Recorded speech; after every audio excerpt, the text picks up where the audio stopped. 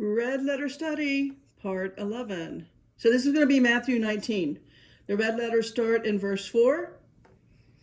And he answered and said unto them, Have ye not read that he which made them at the beginning made them male and female? And said, For this cause shall a man leave father and mother, and shall cleave to his wife, and they twain shall be one flesh.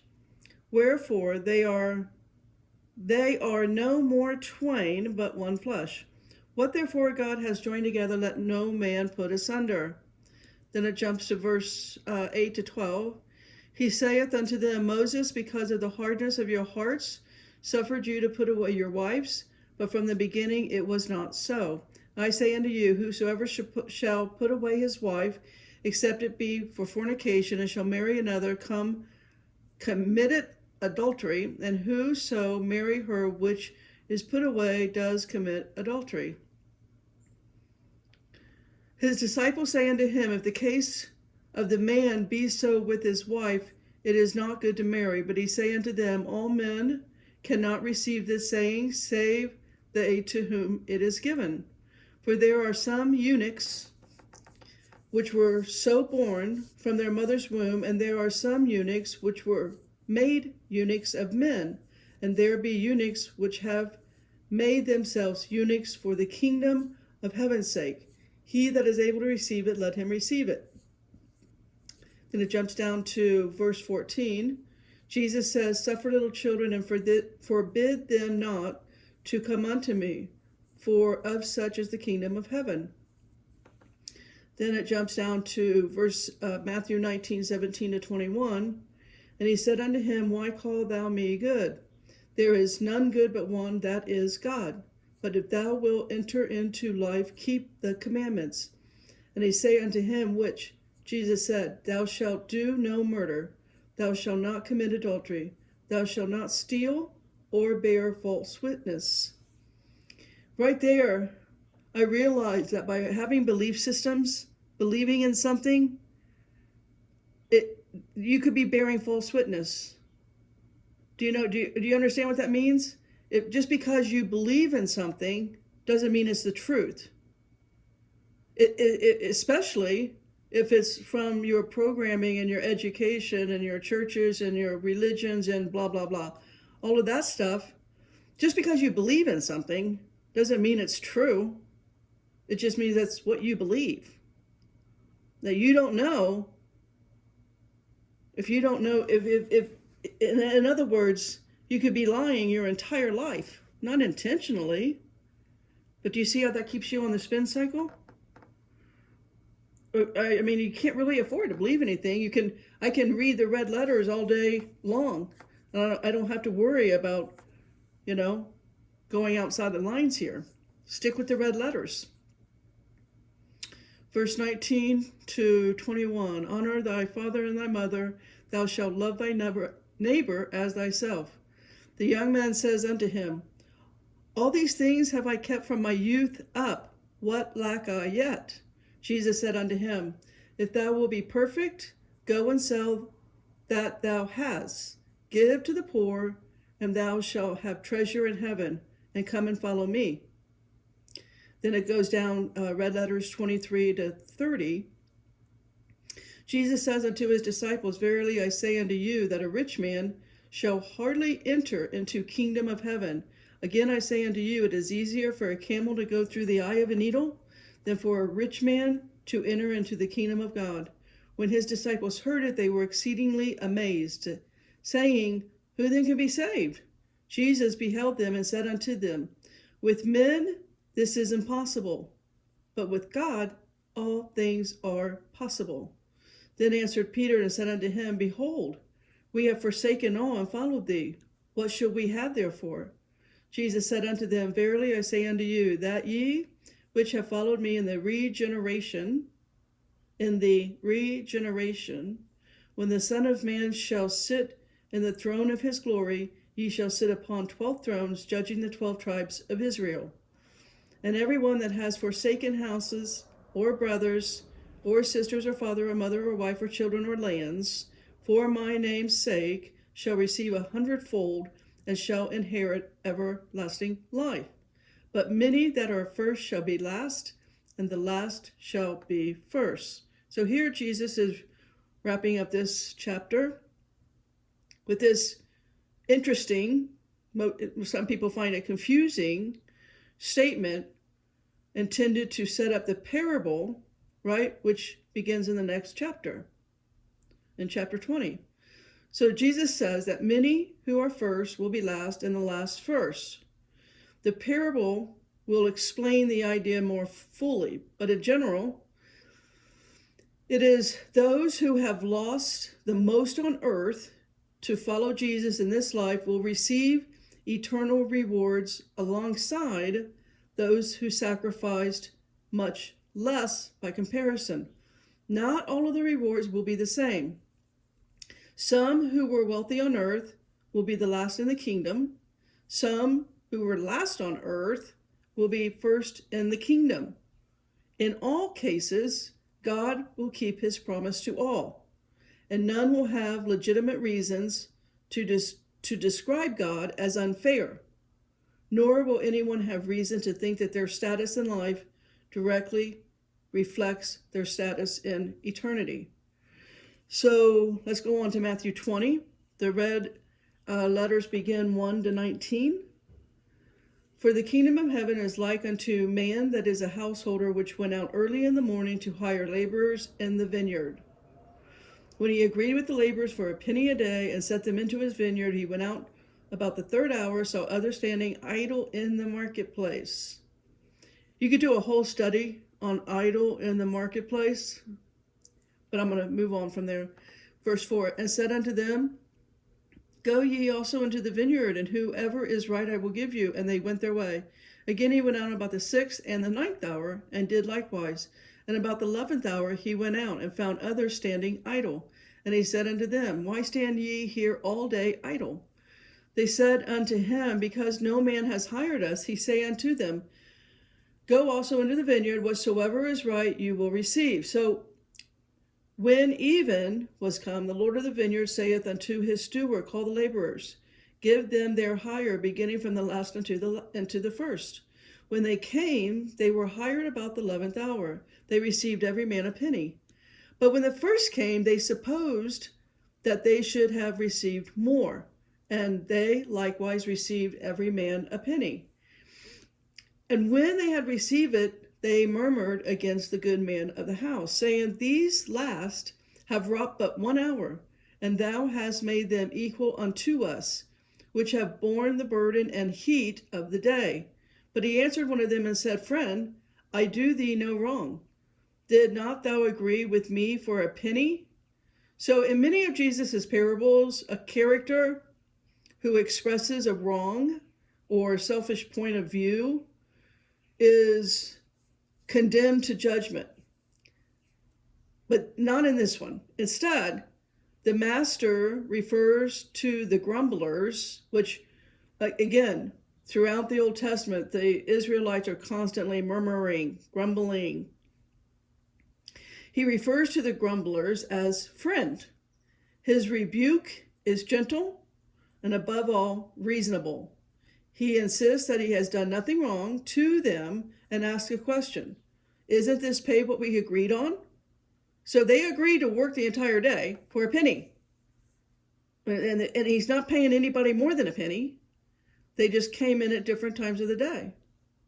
We will come into the kingdom, all of us, on a different trajectory, so to speak. The bitter perspective of the grumbling workers was wrong, but the master sees them as allies, not enemies. He corrects their attitude.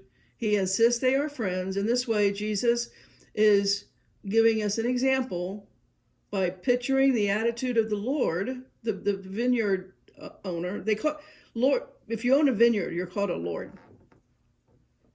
So of the Lord to those who follow him, and showing how they are not appreciating his grace to all of them. All right, so now skip down to Matthew 20, verse 14 to 19.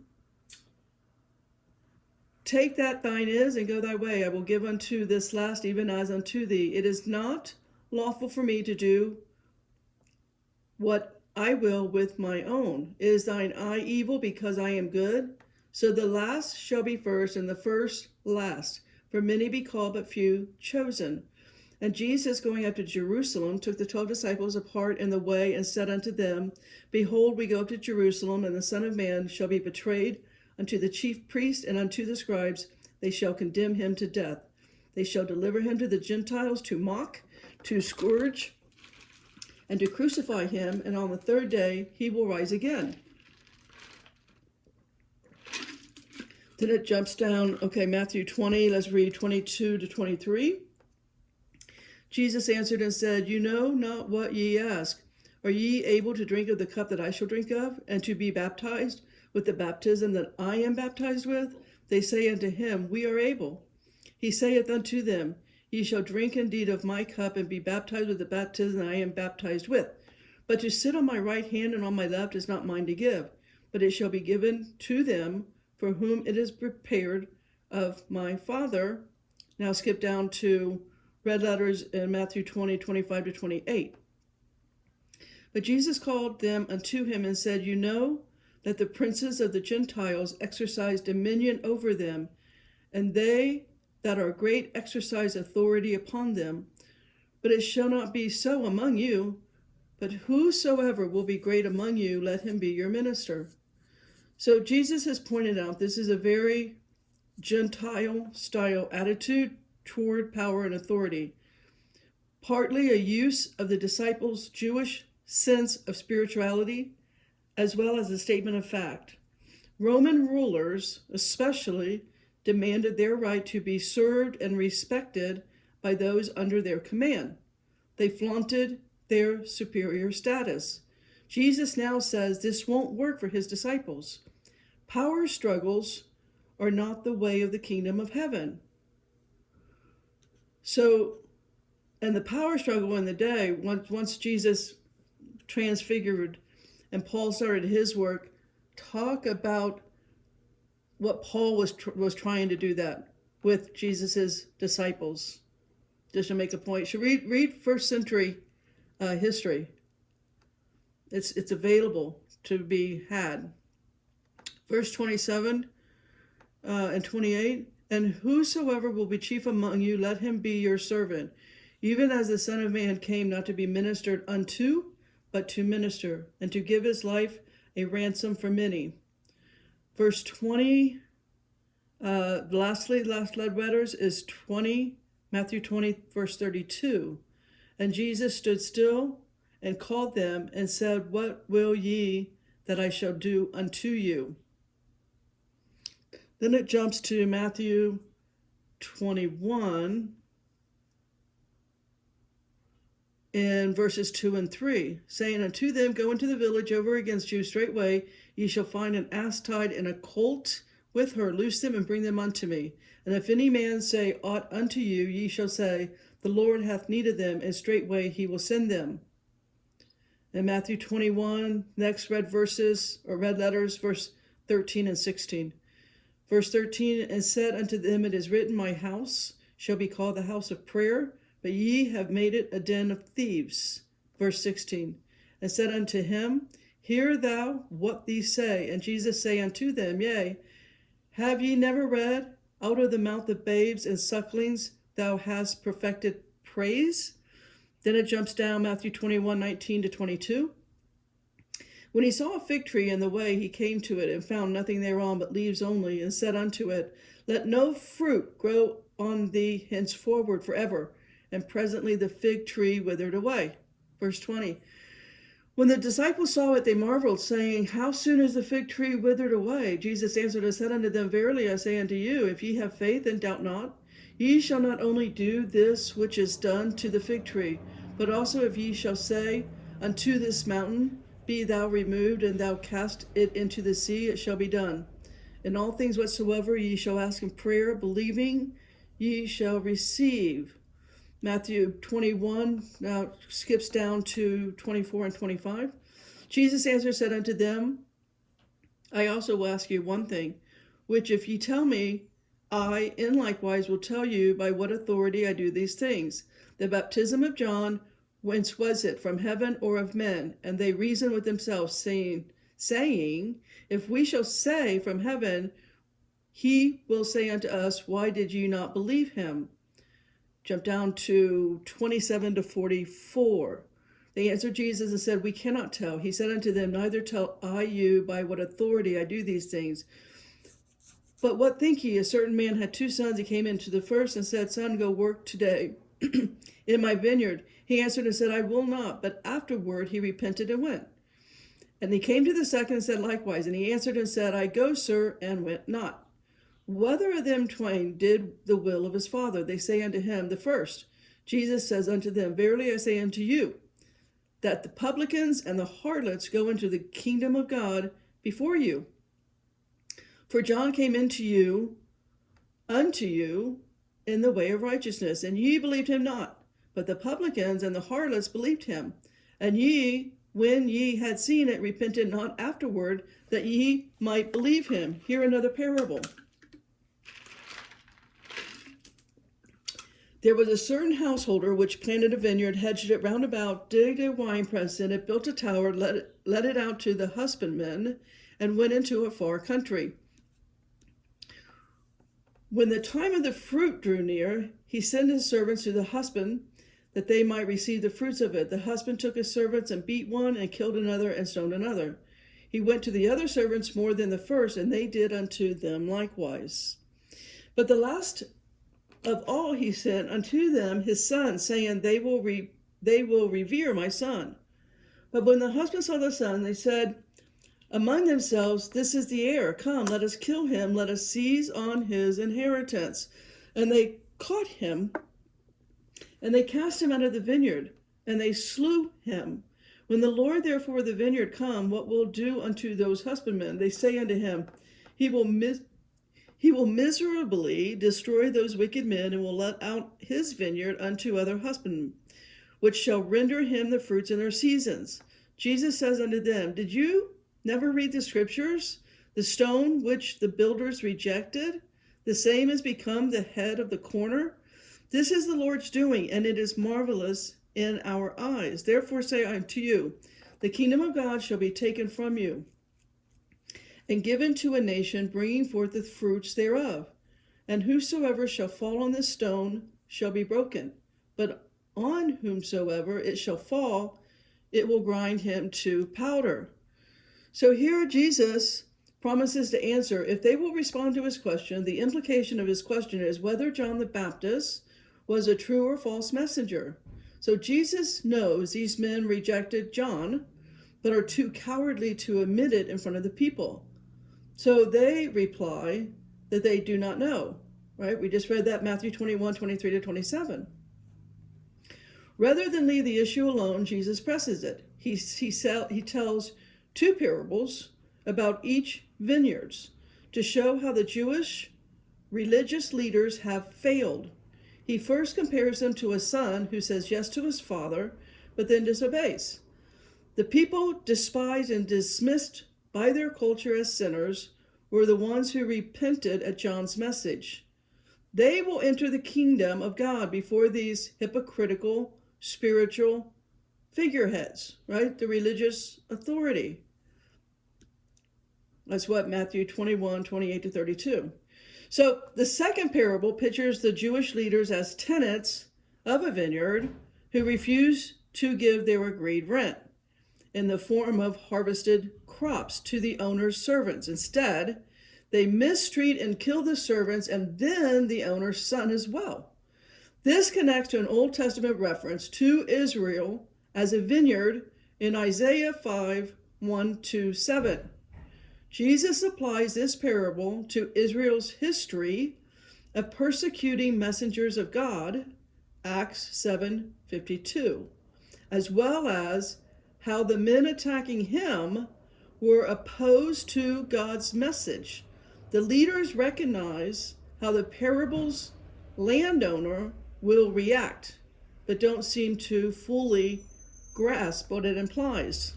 So finally, Jesus applies Psalm 118 22 to 23 to himself. He is the stone rejected by the builders that has become the cornerstone. The Greek phrase used here either means strongest or most critical stone used in a building's foundation, the top brick in an arch. It is the ultimate basis of the structure's integrity. The kingdom of God will be taken from the Israelite leaders, and all who reject Jesus will be broken on or crushed by the cornerstone. So again, a display of political cowards.